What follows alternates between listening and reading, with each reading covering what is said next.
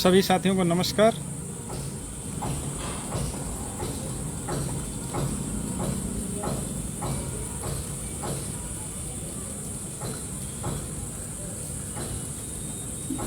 प्रदीप भाई, रामविलास, रवि भाई, सभी साथियों को नमस्कार।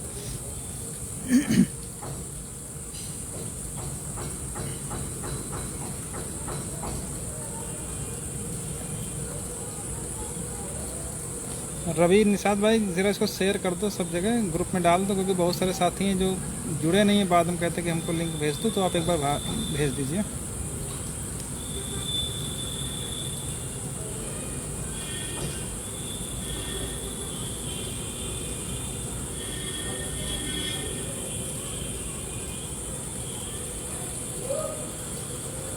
पंकज भैया नमस्कार। ब्रजेश प्रजापति भाई नमस्कार। जितने भी साथी जुड़ चुके हैं, तो अब हम लोग अपनी बात शुरू करते हैं। जजमेंट एक बार ओपन कर लें।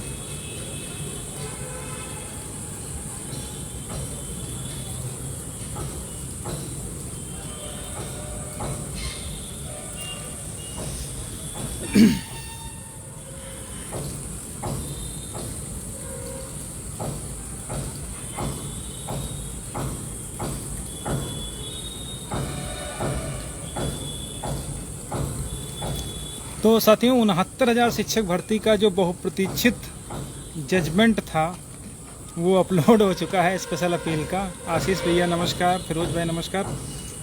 और जितना हम लोगों ने सोचा था उससे कहीं बढ़ करके जजमेंट में बहुत सारी चीज़ें जो होनी चाहिए थी वो सारी की सारी हैं। तो एक बार शार्ट में जो ऑपरेटिव पोर्शन है वो मैं आपको बता दूंगा, बाकी सारी चीज़ें धीरे धीरे करके क्लियर होंगी, क्योंकि जजमेंट सामने है। तो पहली चीज़ तो जो स्पेशल अपील का जो खंडपीठ का निर्णय है वो सीधा सीधा पहला तो ये है कि जो पुरानी जो सेलेक्ट लिस्ट है उनको टोटली इग्नोर कर देना है, उनका कोई अस्तित्व नहीं बचा है।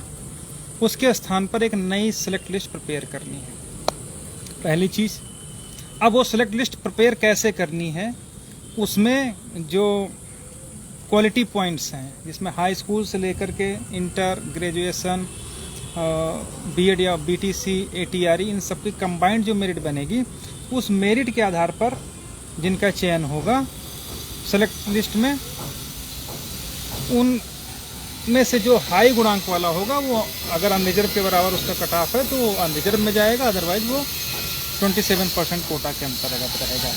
जो रिट कोर्ट का डिसीजन था वो भी हमारे फेवर में था, लेकिन उन्होंने जो एक बैरियर सेट कर दिया था एटीआरई का, उसको डिवीजन बेंच ने पूरी तरीके से ख़त्म कर दिया और अपने जजमेंट में लिख दिया है कि सिंगल बेंच ने उस जजमेंट में गलती से या कुछ भी है, उन्होंने अकॉर्डिंग टू लॉ जो जजमेंट नहीं दिया है, इसलिए जजमेंट को हम मॉडिफाई कर रहे हैं। तो मोटा मोटा यह है कि पूरी लिस्ट पुरानी ख़त्म हो चुकी है, एक नई लिस्ट सेलेक्ट लिस्ट प्रिपेयर करनी है, जिसमें एटीआरई को एक ट्रेनिंग एसेंशियल क्वालिफिकेशन कह सकते हैं या एजुकेशन क्वालिफिकेशन कह सकते हैं, उसको सिर्फ माना है, उसको एज ए रिजर्वेशन नहीं कंसीडर किया है डिवीजन बेंच ने।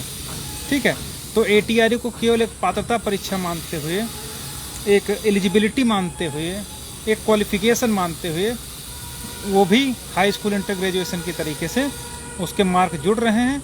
उसके आधार पर एक क्वालिटी पॉइंट मेरिट बनाई गई कंबाइंड, उसमें जो अनरिजर्व के बराबर जाएगा उसको ओवरलैप करना है और फिर सेलेक्ट लिस्ट बनाते हुए नई लिस्ट जारी करना है according to quality point, category, जो भी सारी चीज़ें हैं उनको कंसीडर करते हैं, क्योंकि सारी चीज़ें जजमेंट में लिखी हैं। अभी मैं पैरावाइज आपको बता दूंगा।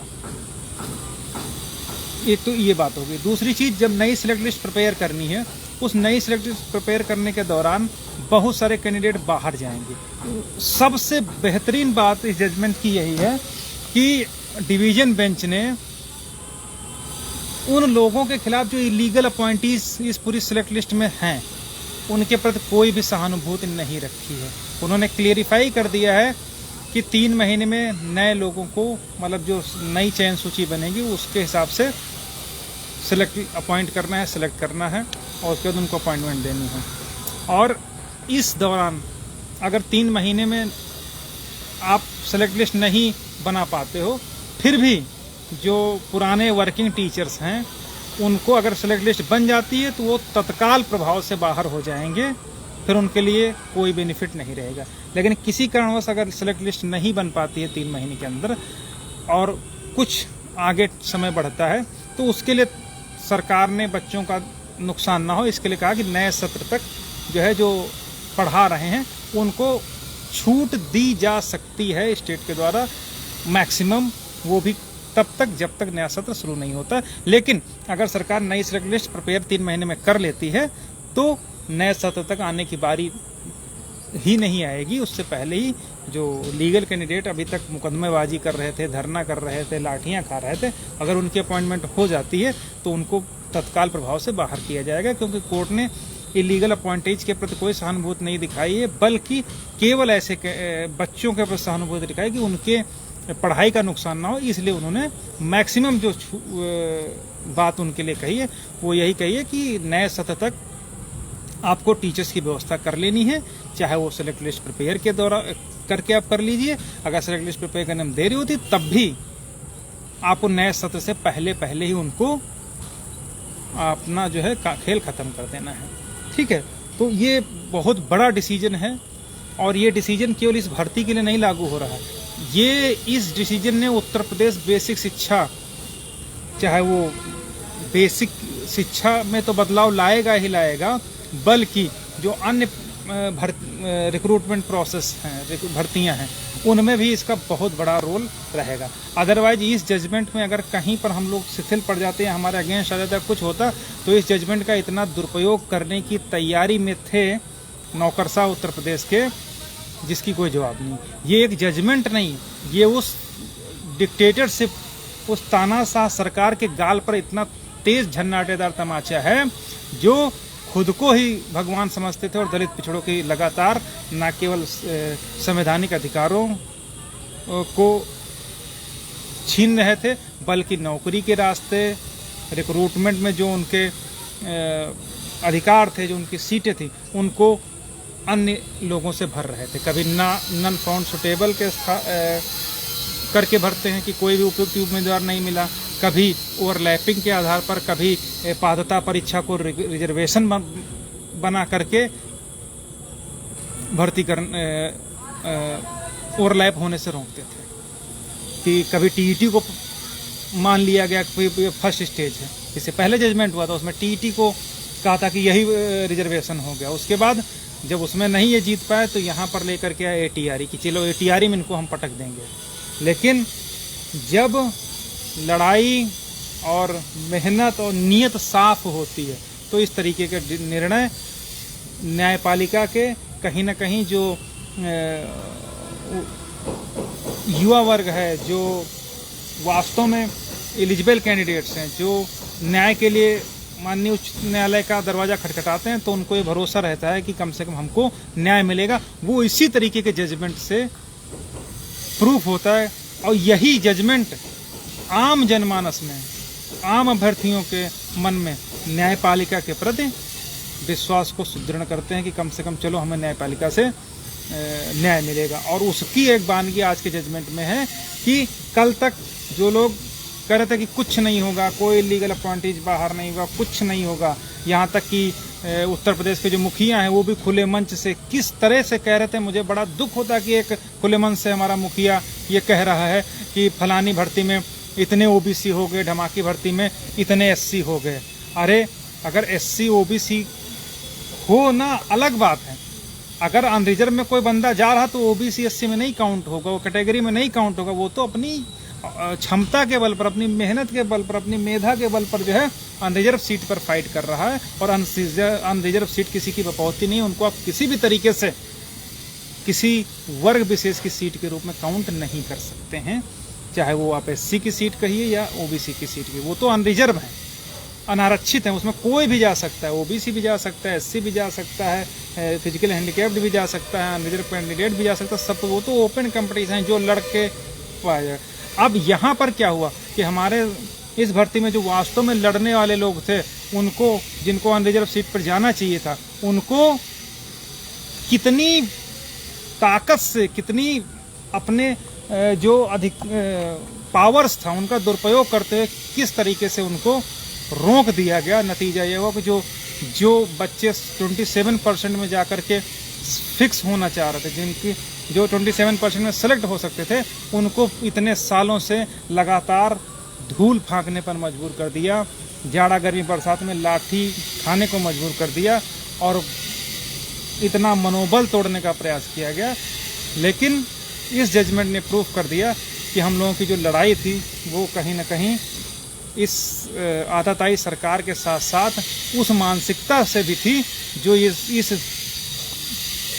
चक्कर में थी कि हम इनको मेंटली ब्लॉक करके इस भर्तियों में ना केवल आरक्षण देंगे बल्कि आगे भी इस तरीके के क्रियाकलाप करते रहेंगे ताकि जो ओबीसी एससी थोड़ा आरक्षण पा करके समाज की मुख्य धारा में आ रहे हैं उनको आने ही नहीं देंगे, बल्कि उनकी आने वाली जनरेशन को ही खत्म करने का प्रयास करेंगे। क्यों?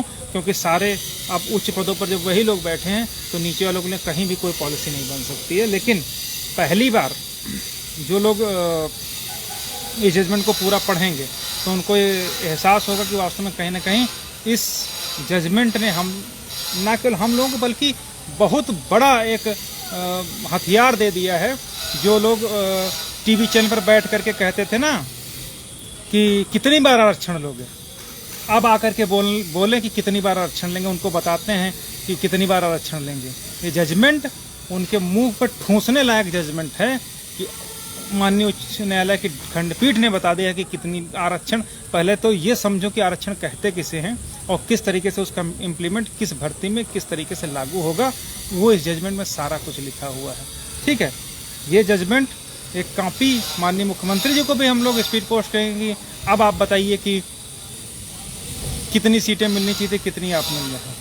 अगर इतना ही आप पाक साफ हो, इतना ही आप क्या कहा जाता है कि कहते हैं कि हमारी जो सारी भर्तियां पारदर्शी तरीके से हुई हैं, तो अगर आपकी औकात हो तो इस तरीके से लिस्ट जारी करके आप दिखा दीजिए कि कितनी पारदर्शी तरीके से लिस्ट हुई है। ठीक है, तो इन सब के लिए हम लोग माननीय उच्च न्यायालय पर निश्चित रूप से हमारा लोगों का जो विश्वास है आज बहुत सुदृढ़ हुआ है कि कम से कम हम लोग जिस उम्मीद के साथ गए थे कि कहीं ऐसा ना हो कि बहुत तरीके से तोड़ने का प्रयास किया गया। सिंगल बेंच में आप लोगों ने देखा एफिडेविट सरकार का क्या है कि भर्ती क्रिस्टल क्लियर हुई, वहाँ भी हम लोग लड़ाई लड़े और वहाँ पर जाकर के एक बैरियर सेट कर दिया गया एटीआरई का।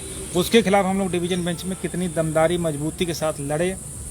ठीक है, कौन कौन लड़ा, कहाँ कहाँ लड़ा, मैं अब किसी भी बात पर खुद को क्रेडिट लेना या किसी क्रेडिट लेने की बात ही नहीं करता, लेकिन मैं इतना जानता हूँ कि हमारे साथ के लोग थे, हमारे समाज के लोग थे, हमारे साथ के लड़ने वाले लोग थे, उन्होंने तक ने कह दिया कि हम लोग एटीआरई नहीं जीत सकते। ठीक है, उनका उद्देश्य सिर्फ था कि किसी तरीके से टीटी बच जाए। वहां पर भी मैंने कहा था कि अगर हमारे बूता होगा तो एटीआरई हम जीत के दिखाएंगे, और ये जीत हमारी नहीं बल्कि हमारे पीछे खड़े हुए उन सैकड़ों अभ्यर्थियों की है जिनको ये विश्वास था कि निश्चित रूप से हम लोग एटीआरई जीतेंगे।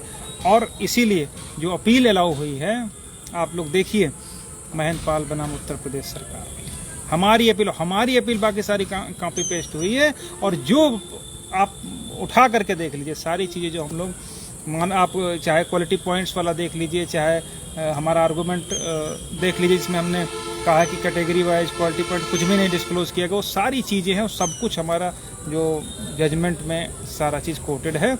और आप ये मान के चलिए कि इस जजमेंट को सरकार चाहे जितना जोर लगा ले, कहीं ना कहीं उसको अब अपने जो है भागना ही पड़ेगा। भागना इन द सेंस कि इस जजमेंट को कंप्लायंस करना कहीं ना कहीं इन अधिकारियों कर्मचारियों के लिए बहुत ही मुश्किल होने वाला है। तब इनको अब पता चलेगा कि वास्तव में कि कितना गलत कार्य इस सरकार ने किया था। ठीक है, तो हमारे साथ के जितने भी साथी लोग हैं, ठीक है, जो लोग अभी तक ये सोचते थे कि भैया क्या होगा एटीआरई जीते, बहुत सारे हतोत्साहित हुए थे कि एटीआरई में कुछ नहीं हो सकता, लिस्ट कहाँ रद्द हो जाएगी, अवैध कहाँ बाहर हो जाएंगे। सब कुछ हुआ है, लिस्ट भी रद्द हुई है, अवैध भी बाहर हुए हैं, एटीआरई भी हम लोग जीते हैं। अब इससे ज़्यादा मैं कुछ और ज़्यादा बहुत कुछ नहीं कहना चाहूँगा, लेकिन इतना ज़रूर है कि जो माननीय उच्च न्यायालय का खंडपीठ का डिसीजन आया है, ये आने वाली भर्तियों और उत्तर प्रदेश सरकार की जो दलित पिछड़ा विरोधी मंशा है उसके विरुद्ध ये बहुत बड़े हथियार का काम करेगा। और अब कोई भी रिक्रूटमेंट होगा, ये बिल्कुल आप जान लीजिए, ये रिक्रूटमेंट केवल ये आदेश केवल 69,000 शिक्षक भर्ती के लिए नहीं है, बल्कि अब जो भी रिक्रूटमेंट भविष्य में होगा उत्तर प्रदेश सरकार में, उत्तर प्रदेश सरकार एक बार ये जरूर सोचेगी कि हम कम से कम दलित पिछड़ों के साथ अन्याय नहीं करेंगे, वरना अब इस जजमेंट के साथ जितनी इनकी भद्द पिटनी है वो अब आने वाले समय में इनको दिखाई देगा। और हमें लगता है कि इस जजमेंट के खिलाफ सरकार बहुत जल्दी अपना बोरिया बिस्तर समेट के इधर उधर भागने के प्रयास में रहेगी, और संभवतः इससे पहले ऐसे उनके दामाद जो ऑलरेडी भर्ती प्रक्रिया में हैं वो भागने की फिराक में रहेंगे, लेकिन उनको कुछ मिलने वाला, कोई रिलीफ नहीं मिलने वाला होगा। अगर कुछ हो पाएगा तो स्टेट ऑफ उत्तर प्रदेश भागेगी, तभी हो पाएगा, लेकिन वो भी इस शर्त पर हो जाएगा कि कम से कम जो कैंडिडेट जिनका अधिकारों का हनन हुआ वो उनको भी कुछ न कुछ मिले। हमको कहीं कुछ नहीं कहना है, हमको जो कुछ कहना था रिट कोर्ट में हमने कह दिया, हमको जो कुछ कहना था डबल बेंच में कह दिया, और सब कुछ हमारे फेवर में आ गया है। अब सरकार कहीं जाए, लीगल अपॉइंटीज कहीं जाए, उसमें हमें कोई दिक्कत नहीं। हमको सिर्फ इतना कहेगा साहब हमें बता दो हम कहाँ भूखे मरेंगे जा करके, बस कि आप इलीगल अपॉइंटीज को तो भर लिए, 19,000 20,000 सीटों का नुकसान तो कर दिए, सब ठीक है, इलीगल अपॉइंटीज को भर दिए, तो अब अगर उनको प्रोटेक्शन दोगे तो हम कहाँ जाएंगे। जाहिर सी बात है हमको भी कहीं ना कहीं सुना जाएगा, और हमारे जो अधिकारों के लिए हम लोग चिंतित रहते थे ना कि कहीं ऐसा ना हो सरकार ये खेला कर दे वो खेला कर दे, सब कुछ खेला हो गया उनके साथ में। और ये जजमेंट जो जस्टिस मसूदी साहब, जस्टिस बजराज साहब में है वो बहुत बड़ा जजमेंट है। हम लोग अपने बाप दादाओं से कभी कभी सुनते थे कि जो क्षत्रिय होते हैं, ऐसे बीपी सिंह साहब थे, उन्होंने 27% रिजर्वेशन हम लोगों को दिया था, कि इन लोगों में कहीं ना कहीं थोड़ी बहुत न्याय भावना होती है, वो इस जजमेंट में दिख गई है। अदरवाइज हम लोग तो चूँकि जो जस्टिस मसूदी साहब के अतिरिक्त थे तो कहीं ना कहीं थोड़ा बहुत सशंकित थे, लेकिन आज वो शंका ये दूर हो गई कि अगर आप सच के साथ में और आप सही लड़ाई लड़ रहे हो तो निश्चित रूप से उसका रिजल्ट मिलना ही मिलना है। ठीक है, अब एक जजमेंट की जो खास बातें वो भी मैं आपको पढ़ करके एक बार बता देता हूँ। अगर आप पॉइंट नंबर 62 पढ़ेंगे तो उसमें साफ साफ डिवीजन बेंच ने लिख दिया है कि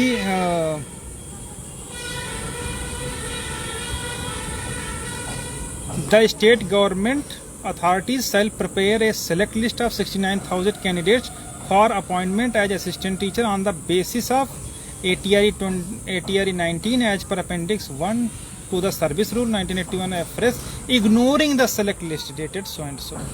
कि मतलब जो पुरानी एक लिस्ट है 1/6/2020 की और 5/1/2022 की, इनको पूरी तरीके से इग्नोर कर देना है। इग्नोर कर देना मतलब इनको ख़त्म कर देना है। क्यों? क्योंकि ऑलरेडी जो सिंगल जज है उन्होंने इस लिस्ट को क्वेश कर रखा है, यानी कि जो पुरानी सिलेक्ट लिस्ट रही हैं 1 जून 2020 की उसको और 6800 को उन्होंने कहा है कि पूरी तरीके से इग्नोर करना है, उससे कोई लेना देना नहीं है। एक फ्रेश लिस्ट बनानी जिसमें ATRE और क्वालिटी पॉइंट्स के आधार पर मेरिट बनेगी, और उसमें जो टोटल कंबाइंड मेरिट बनेगी उसके आधार पर जो अनरिजर्व में जाएगा वो अनरिजर्व ट्रीट होगा, बाकी जो कैटेगरी में जाएगा वो कैटेगरी में ट्रीट होगा। आप ये बैरियर नहीं सेट कर पाओगे कि ATRE जो है वो 65-60। अब इसके विषय में कहाँ तक कोर्ट ने लिखा है, उसमें 60-65 का उसने खेल ही खत्म कर दिया। उन्होंने ATRE को किस बहुत अच्छे तरीके से डिफाइन कर दिया है, वो डिफाइन किया है इन्होंने, कोर्ट ने इस पॉइंट नंबर 61 में कि we are of the opinion that the mark derived on the basis of entire process, कि जो मार्क इंटायर प्रोसेस में रहेंगे that is ATRE 19 coupled with other criteria of educational and training record would serve the broader and real object of the section 36। जो हम लोग court ने कहा था कि जो रूल, हम लोग इस पर बहस भी किए थे और हम लोगों ने डिस्कस भी किया था कि जो ब्रॉडर वे में है रिजर्वेशन का लाभ, यानी रूल 36 का जो लाभ है वो ब्रॉडर वे में तभी मिलेगा जब इंटायर प्रोसेस के तहत मार्क जुड़ेंगे, उसमें एजुकेशनल क्वालिफिकेशंस होगी और ATRE होगा, तो वहाँ पर रिजर्वेशन माना जाएगा, ना कि केवल ATRE लेवल पर। तो ये बहुत बड़ा डिसीजन है और इसके खिलाफ इतनी जल्दी कोई रिलीफ किसी को मिलने नहीं जा रही। इसके अलावा पॉइंट नंबर 60 में कोर्ट ने लिख दिया है 60 में, since as per rules merit list is statutorily defined and the list has to be drawn on the basis of quality point mark from the inclusive standard specified in the appendix 1, therefore the view taken by the learned single does not seem to be a correct view within the pure view of law. Court ने स्पष्ट कहा है, division bench ने, कि जो single bench ने अपना view लिया था वो कानून के अनुसार और अपेंडिक्स 1 के अनुसार करेक्ट नहीं, वो गलत है। और इसी के हिसाब से उन्होंने, डिवीजन बेंच ने सिंगल बेंच के जजमेंट को मॉडिफाई कर दिया है पूरी तरीके से। ठीक है, और भी बहुत सारी चीजें इसमें राघवेंद्र प्रताप का भी उन्होंने जिक्र कर दिया है, कट ऑफ वाला, कि अब कुछ लोग कहेंगे कट ऑफ, अब तो कट ऑफ चेंज नहीं हो सकती है, क्यों? क्योंकि कट ऑफ तो इससे फिक्स हो चुकी है। ठीक है, तो ये सारी चीजें हैं। फिर पॉइंट नंबर 57 में भी लिखा कि the rule of migration would only come into play on the determination of overall merit. Court ने यहाँ पर भी लिख दिया है कि जो माइग्रेशन है वो केवल ATRE के लेवल पर नहीं होगा, माइग्रेशन ओवरऑल जो मेरिट होगी कैंडिडेट की, उसके आधार पर माइग्रेशन होगा। मतलब कहीं पर उन्होंने कोई पॉइंट ये नहीं छोड़ा कि कहीं पर कोई काउंसिल ने जो क्वेश्चन रेज किए थे, चाहे वो स्टेट की तरफ से हो, स्टेट ने भी हमारे खिलाफ खुल के बहस की, भसीन साहब ने, असी चतुर्वेदी साहब ने, अमरनाथ त्रिपाठी साहब ने, परिहार साहब ने, मतलब पूरा एक पैनल उनकी तरफ से था। उन्होंने भी बहुत सारे क्वेश्चन रेज किए हमारे खिलाफ। उन सबका जवाब ना केवल हमारे काउंसिल ने किया, बल्कि उन्हीं के आधार पर जो है डिवीजन बेंच ने भी इस जजमेंट में पूरा का पूरा लिखा है कि किस तरीके से वो लोग गलत थे, हम लोग सही हैं। ठीक है, तो उसमें उन्होंने जो माइग्रेशन, वो लोग बार बार चिल्ला रहा था कि ATRE का माइग्रेशन हो रहा है, तो उन्होंने कहा कि माइग्रेशन क्वालिटी पॉइंट यानी इंटायर प्रोसेस के तहत होगा, उसका भी जवाब उन्होंने लिखा है। इसके अलावा बाकी सारे रूल्स के हैं, और उन्होंने पॉइंट नंबर 55 में जो UPSC का रूल लेकर के ये लोग आए थे कि उसमें ATRE फर्स्ट फेज हो गया, कंबाइंड वो TET फर्स्ट फेज हो गया, ATRE सेकंड फेज हो गया, उसको भी इन्होंने को डिवीजन बेंच ने ठिकाने लगा दिया है कि यहाँ पर ये फर्स्ट फेज सेकंड फेज है ही नहीं, बल्कि इन सबका कंबाइंड मेरिट बन नहीं, वही फर्स्ट और लास्ट यानी पहला और आखिरी फेज है। ठीक है, और इसको उन्होंने कई तरीके से और डिफाइन किया, जिसमें उन्होंने कहा कि जो क्वालिटी पॉइंट्स हैं, कहीं कहीं पर जैसे अगर ATRE को रिटर्न मान लिया जाए तो बाकी इंटरव्यू हो गया, तो इंटरव्यू और रिटर्न को मिला करके जब मेरिट बनेगी तो उसको जो है उसके आधार पर चयन होगा, तो रिजर्वेशन वहाँ पर दिया जाएगा। ये भी उन्होंने कोर्ट ने हर चीज़ इसमें डिफाइन कर रखी है। तो बहुत ही अच्छा जजमेंट है, बहुत ही बेहतरीन है, जो उत्तर प्रदेश की किसी भी भर्ती में इस जजमेंट का बहुत बड़ा प्रभाव होगा। अभी 30-33 वाला मुकदमा चल रहा है, शायद 68,500, उस पर भी ये रोल प्ले करेगा बहुत बड़ा। ठीक है, और इसी आप लोग देखिएगा 68,500 का भी डिसीजन जो आएगा वो इसी जजमेंट के परसुआंस में ही आएगा। ठीक है, तो ये सारी चीज़ें हैं।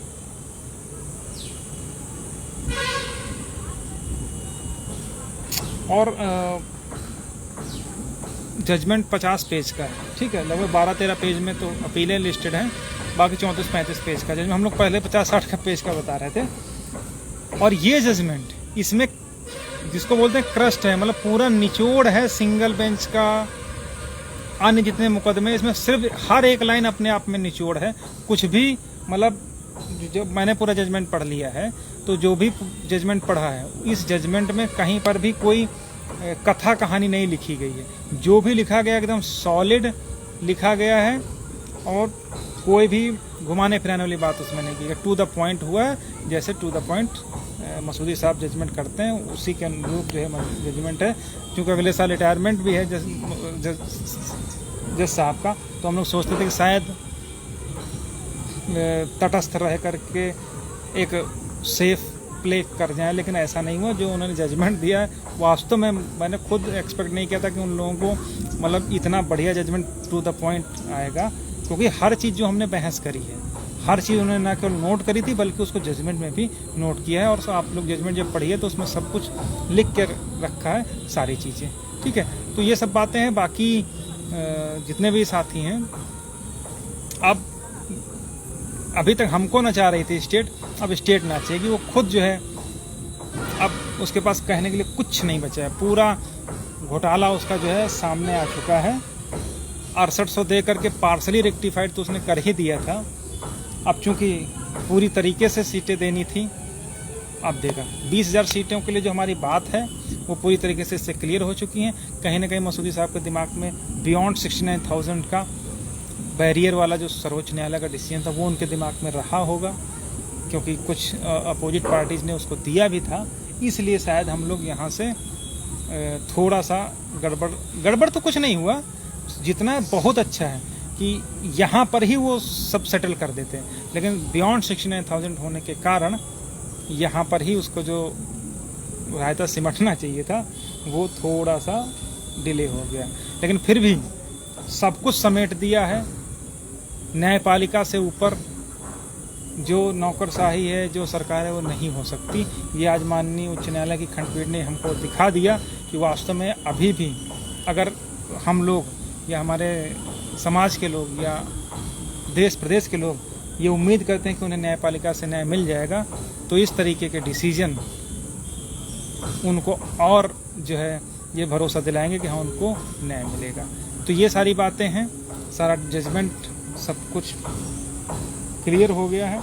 और बहुत जल्दी ही जो अवैध हैं, जो सरकार है, जो इलीगल अपॉइंटीज हैं, वो सब दौड़ते भागते हुए दिखाई देंगे।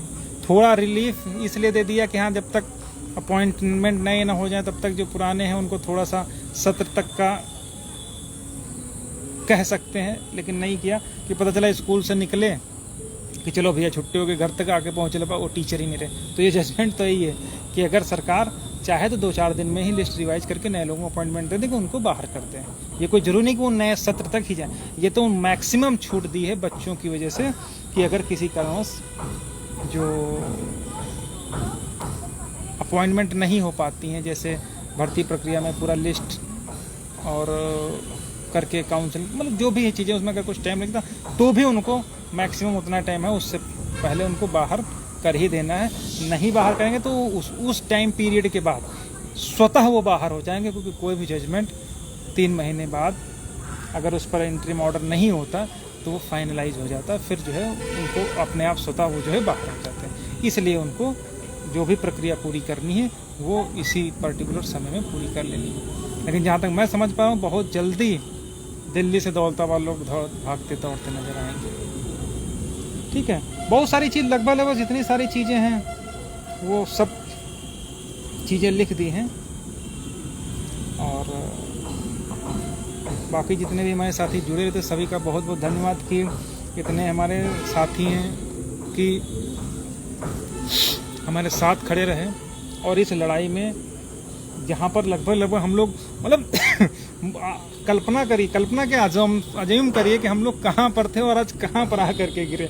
एक समय लग गया था कि सब कुछ खत्म हो गया था, सरकार ने आपस में 2 फाड़ करवा दिया था, सिलेक्ट लिस्ट जारी कर दी 6800 की, ये होगा कि 6800 हो गए। फिर हम लोगों को अछूत समझा जाने लगा कि अरे ये तो लो मेरिटोरियस है, हम तो 6800 वाले हैं, हम तो खुदा हैं, क्योंकि हमारा लिस्ट में नाम छप गया है। वहाँ पर भारती पटेल बनाम उत्तर प्रदेश सरकार में काम खत्म कर दिया। उसकी अपील बनी राहुल बनाम उत्तर प्रदेश सरकार, वहाँ से 1 सीट पर 2 लोग नहीं हो सकते, वो भी हुआ। वहाँ से हम लोग खींच करके लाए जबड़े से, और यहाँ पर स्पेशल अपील में आकर के वो सब कुछ मिल गया जो हम लोग एक्सपेक्ट कर रहे थे कि हाँ इतनी सीटें मिलेंगी ही मिलेंगी। और इन सब के बीच में बहुत सारे लोग हर तरीके से मेंटली, फिजिकली, हर तरीके से, चाहे वो टार्चर करना हो, चाहे फेसबुक पर फर्जी आईडी बना करके गाली देना हो, चाहे कुछ भी करना हो, हर तरीके से कर लिए। लेकिन फाइनली आज उन सबको भी एहसास हो गया कि उनके लिए अगर कोई लड़ा है तो कैसे लड़ा है। बाकी तो स्कॉर्पियो से लेकर के, फॉर्च्यूनर से लेकर के बहुत सारे हो गए। लेकिन वास्तव में मैं खुद पे घमंड नहीं करता, लेकिन इतना जरूर कहता हूँ कि इन लोगों का औकात नहीं थी कि एक लाइन लिखवा जाते स्पेशल अपील में। ये मैं बताता हूँ, स्पेशल अपील नहीं फाइल कर सकते थे ये लोग। ठीक है, तो वो सब तो खैर ठीक है, लेकिन इन्हीं में से ऐसे लोग थे जो ये कह रहे थे कि अब ATRE पर कुछ नहीं होगा। एक वो बैल कह रहा था ATRE का ये नहीं चेंज होगा, बेटा ये तो चेंज हुआ है, पूरा पूरा तुम्हारे गुड़ा गढ़ चेंज हो गया है। ठीक है, मैंने कभी भी किसी को, जब तक उपलब्धि हाथ में नहीं आती है तब तक मैं कुछ नहीं कहता, लेकिन आज है इसलिए बोलता हूँ कि जब भी किसी के उसमें बोलो तो जबान और दिमाग, जब दिमाग शांत रहना चाहिए और जबान कम चलनी चाहिए। ठीक है, मुझे आज भी याद है, मैंने हमारे साथ के जितने लोग जो फ़ोन पे बात करते हैं, मैंने कहा था जिस दिन उस कोर्ट में बहस हो रही थी, क्या नाम, वो चौधरी थे, सर विवेक चौधरी साहब थे या कोई हाँ उन्हीं की कोर्ट थी। जब CSC, अब नाम नहीं लूँगा नहीं तो आप लोग जान जाओगे कि रणविजय साहब थे, कि उनकी और अन्य लोगों की इतनी कुटिल मुस्कान देख करके मेरा खून और कलेजा सब एकदम फट गया था। उसी दिन हमने सोचा था कि कहीं ना कहीं हमको उसको पाल करके इनको उसका जवाब देना है, और आज उसका जवाब उन लोगों को भी मिल गया होगा कि इतना पर डेट वो लोग 5-5 लाख 6-6 लाख रुपए ला करके काउंसिल खड़ा करते थे, और उन आज जा करके अपने एक जो कुछ अपने लिए कुछ नहीं करवा पाई, स्टेट एक लाइन नहीं लिखवा पाई, और हम लोगों ने सब कुछ करवा लिया, ना केवल ऑपरेटिव पोर्शन में बल्कि सारी चीज़ें। ठीक है, तो वो भी हमको कहीं ना कहीं बहुत कष्ट रहा, लेकिन कहते किससे, न तब कहा ना आप कह रहे हैं, लेकिन इतना ज़रूर है कि तकलीफ हमको 6800 की लिस्ट आने पर भी जो हमारे साथ के लोगों की हुई थी तब भी उसका रिजल्ट मिला, चाहे जब स्पेशल अपील में थे तब भी जो लोग हंस रहे थे हम लोगों के ऊपर कि दूसरे बेवकूफ़ हैं, लेकिन आज हम हंसेंगे, जब जाएंगे तो निश्चित रूप से उनसे मिलेंगे जा करके स्पेशली और जजमेंट रिसीव कराएंगे, साहब रिसीव कर लिए, तब हम हंसेंगे। ठीक है,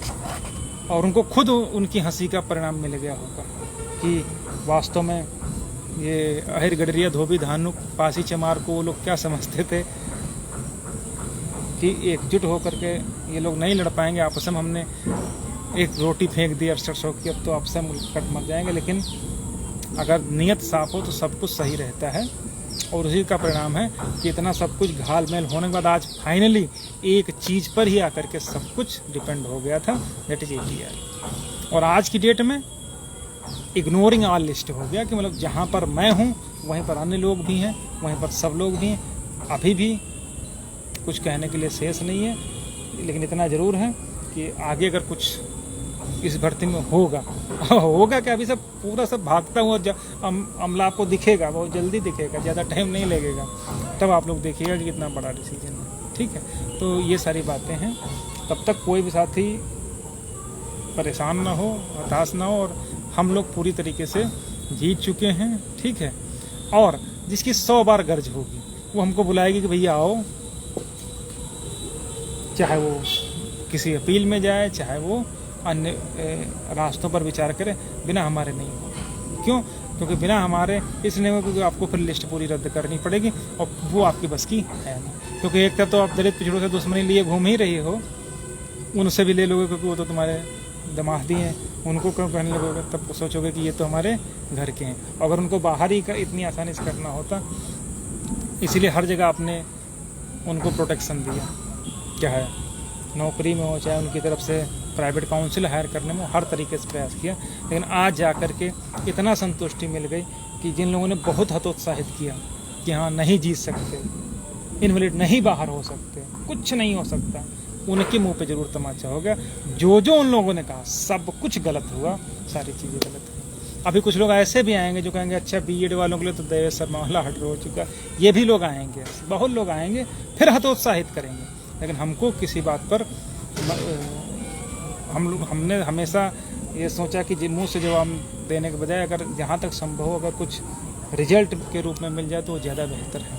ठीक है, तो ऐसे लोग भी आएंगे, फिर अपना ज्ञान देंगे, उनसे नहीं कि BED वालों को देवेश शर्मा, फलाना शर्मा, ढमाका शर्मा। लेकिन इतना हम जानते हैं ये सुप्रीम कोर्ट का सेटल लॉ है कि अगर एक रिक्रूटमेंट में 2 नियम नहीं हो सकते, एक रिक्रूटमेंट में एक साथ में 2 नियम नहीं हो सकते। इसका अभी पिछला जजमेंट ही आप उठा करके देख लीजिए, जो 12460 का था, जिसमें पहले जिले वाली मेरिट लिस्ट बनी थी, वो सर उस तरीके से तो सुप्रीम कोर्ट ने उस पर इसीलिए स्टे कर दिया था कि आप 2 लिस्ट नहीं बना सकते। उसी तरीके से एक ही रिक्रूटमेंट प्रोसेस में एक तरफ आप करोगे दूसरी तरफ नहीं करोगे, ये कहाँ लिखा है? तो ये सब बातें हैं, ठीक है। बाकी तो सारी चीज़ें हो गई। अब हम लोगों को वेट एंड वॉच की स्थिति में आना है कि सरकार का रुख क्या है, इलीगल अपॉइंटीज़ का रुख क्या है, और अन्य जो अवैध हैं उनका रुख क्या है। इतना तो तय है कि भगदड़ मचने जा रही है, ये आप पक्का मान लीजिए। जो भी साथी अभी तक सही सपोर्ट किए, सहयोग किए, हम भरोसा किए, उनके लिए बहुत बहुत धन्यवाद। चाहे वो हरिओम भाई हों, चाहे वो फिरोज भाई हों, चाहे वो रामविलास भाई हों, चाहे रवि हों, चाहे प्रवीण पाल भाई हों, जो भी लोग हैं, जितने भी बहुत सारे डिसूजा भाई हैं, शैलेंदर हैं, मतलब अब सबका नाम लेना तो संभव नहीं हो पाता है। मोहम्मद लाइक हमारे सीतापुर के हैं, अनुज वर्मा हैं, ये सब हमारी ज़िंदगी के प्रेम चोपड़ा हैं, ठीक है। तो ये सब सारे के सारे लोग भरोसा किए थे कि हाँ कुछ न कुछ हम लोगों के पक्ष में होगा, तो बहुत सहयोग इन लोगों का रहा। और भी बहुत सारे साथी हैं, ठीक है। तो संभव ये रहता कि हम लोग सबका बाद में हरिओम भाई जैसे हैं, इलाहाबाद से हैं, तो अन्य भी हमारे इतने लोग हैं कि अनिल भाई हैं, दिनेश भैया हैं, सब लोग हमेशा भरोसा किए कि हाँ कुछ न कुछ जो है हम लोगों को मिलेगा।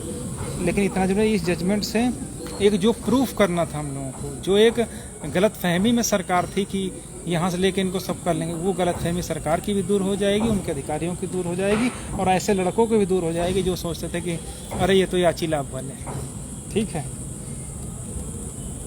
केशव भाई हैं, बहुत सारे हमारे साथी हैं, आशीष हैं, विद्यासागर हैं, आलम भाई हैं, ठीक है। तो बहुत सारे ये सब लोग, जावेद मलिक भाई हैं, कमलेश भाई हैं, तो हर तरफ से इन लोगों ने न केवल सहयोग सपोर्ट किया अपने लेवल से, बल्कि विकास यादव भाई और ये भरोसा जो दिखाया, वो कहीं ना कहीं ये काम किया कि हाँ इन लोगों के प्रति जो है अपनी लोगों की जिम्मेदारी है उसको पूरी निष्ठा से किया जाए। बाकी तो अपने सहयोग समर्पण में और वर्क में कोई कमी नहीं है, उसी का परिणाम है कि आज ये जजमेंट आए हैं। बाकी क्रेडिट लेने के लिए आपको बहुत लोग मिल जाएंगे, लेकिन उनकी अंतरात्मा खुद जानती है कि उनकी क्या औकात है, क्या उन्होंने किया है, क्या भास्कर यादव ने किया है, ठीक है। बहुत बहुत धन्यवाद।